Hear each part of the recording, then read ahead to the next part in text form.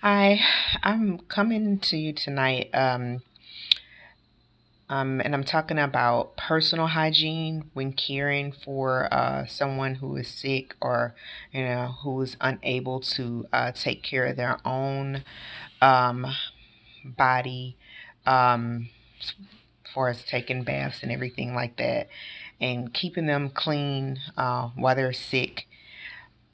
Um, with my uh, Speaking of my own personal experience with my dad, when he was sick, I would have to give him a bath. Actually, had a stool that I would sit in the bathtub, and he would sit on it. Of course, I would assist him and just give him a bath because um, of course, everybody needs to take a bath. But when going to doctors and things like that, at doctor's appointments in hospitals, that's something that they check and they look into too. If a person is not, their hygiene is poor, that's like a sign of abuse and or neglect. I'm sorry, and like the social workers at the hospital or wherever you doctor's office, they can get involved because they see there's a problem with keeping this person clean. And um, it was simple, wasn't too hard in the beginning, but it was hard towards the end when my dad wasn't able to assist me. But there are just some simple things that you could to do with the personal hygiene. If a person is able to get into the bath and they have those little chairs that they have, and you can get them through Medicaid, you just order them, or you can just buy from the store. I don't think they are more than like 50 to $60. It's like a little plastic chair, and you put, sit. They're able to get, if they this person is able to walk, get them in there and clean them because they could clean their body, and that'll be a time that you can inspect their body too to see if they have any sores or wounds or anything that you can look at and treat. Also, when and also part of grooming is clipping their nails and their toenails. I know times my dad was saying that his foot was hurting. I would take off his shoe and I would see, oh wow, his toenails are extremely long. Didn't realize that, so I would clip him. Or at some points he was able to go to the nail shop. Or if a person is diabetic, then you might not want to do that. Or if you go to the nail shop, you might not want to do it yourself. I'm sorry, but if you go to the nail shop, tell the person is diabetic and they know how to cut the nails, or schedule an appointment with a podiatrist and they can cut the person's nails as diabetic. So that keeps a lot of germs and fungus and stuff from growing by clipping the nails and clipping their fingers and stuff. Like fingernails makes them feel good about themselves. um, or if they have any wounds too to address, you can, if it's like a something simple, or take them to the doctor, of course, to see. Because my dad began to develop wounds on his legs, took him to the doctor, and then the doctor told me, of course, because I can't keep bringing them to the doctor at the hospital, they told me how to clean them. So everything has to be sanitary, so they don't get any infections. So making sure that they're getting bathed regularly, or if you can't do it every day, maybe every 3 days. I wouldn't say any less than that. And if a person is not able to come to the tub, you can get some warm water and soap and just, wash their areas, dry them. Put some little pads down on the bed that they can sit on, or in the chair. Just keep them fresh. Make sure their clothes are fresh or clean.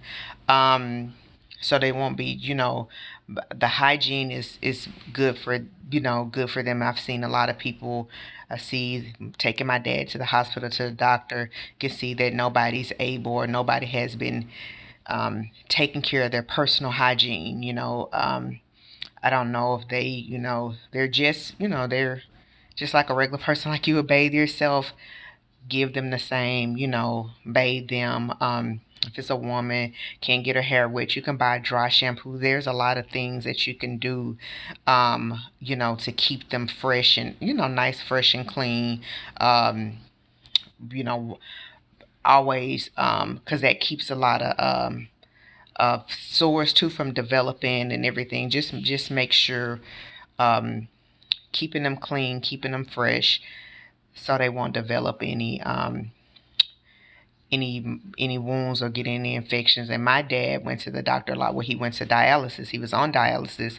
So just want to make sure that he wasn't out smelling, or he sometimes he was on the metro lift, to make sure that he was that he was clean. His shoes, his clothes was nice and clean. Always washed everything. So I'm gonna just segue into just everyday personal hygiene for just people that are not sick. Um, it's been about, you know, I'm in Houston, well, I'm in Texas, I'm in Houston. It's been about 80 degrees, 90 degrees, feeling like 100. And I'm, going to work, going to trainings, being around people. I see a lot. I've smelled, unfortunately, a lot of people who it just seems like their body odor and their breath, it needs a lot of, it needs to be addressed. And I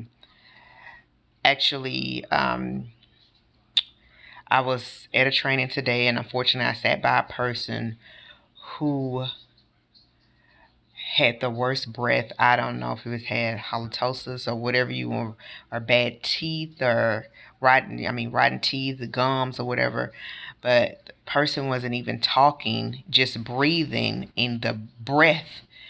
I mean, it was just crazy. So with that, I going to a person that goes to the dentist, and a lot I know. First, go to the dentist. Make an appointment to go to the dentist. You're brushing your teeth. You're flossing your teeth. Make sure you floss too, because that's where a lot of the food gets stuck, and then it turns into, decay, and starts to get into rotten, getting yourself cavities, and just cleaning your teeth, mouthwash, and you could do like a smell test yourself, like cover your mouth, smell your breath, and then if it's uh go to the dentist. Make sure you don't have any cavities, because if you have cavities and you don't know, cavities make your breath smell as well. And for a person to just be breathing, not even talking, and they have bad breath, that is, that's a problem. That they need to go to the dentist.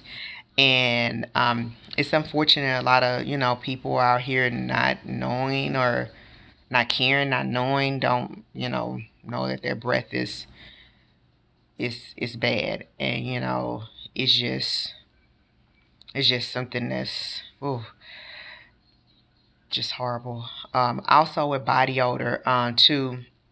A lot of times the foods that we eat tends to come out in our pores. That gives you like off of odor off your body. Not taking good baths, washing yourself properly, slathering the soap and water, and washing under your arms, putting on deodorant, or putting on some deodorant that can hold you.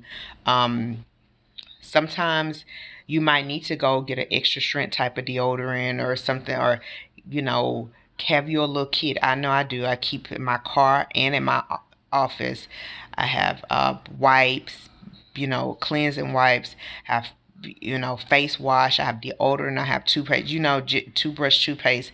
Just get in the habit of that, because um, these are people that I'm coming in contact with, and they're grown people. I'm talking about over the age of 30, who have, who working in professional settings and have poor hygiene, poor, and I'm in an office. I'm not, and I generally deal with people, excuse me, in offices. So it's not like we're outside working in the landscaping or something like that. And these people that are in the office, and they have poor odor, or they have you can tell if some person has an animal at their house. It kind of smells different. They're not washing their clothing, or you know has like kind of stale odor.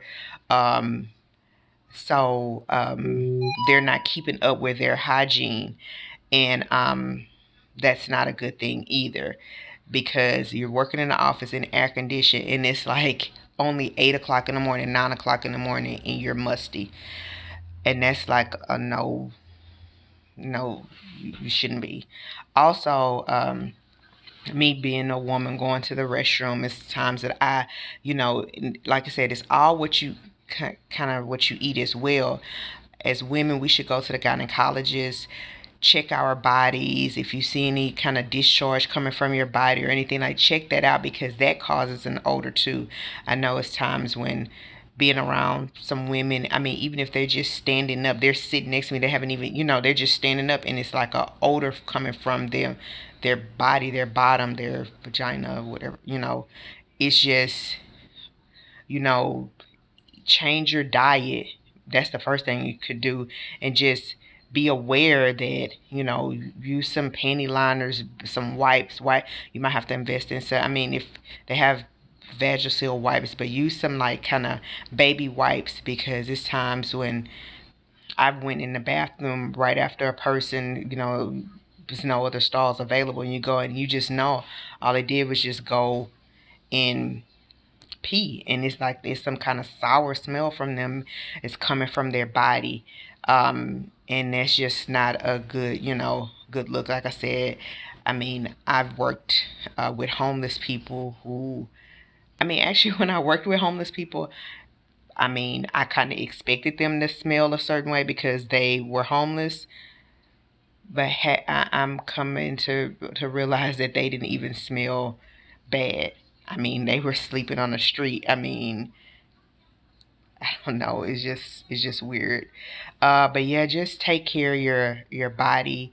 Um, like I said, when it's hot outside, maybe check your arms. Make sure I have my nose is very sensitive to smells, and I mean just the must in that, like I said, you can't help it, something, but you shouldn't be in an office setting where the air conditioning is on what's 60, 70, and that's all you, and you're just musty. That's because you didn't take care of yourself properly before you left your house.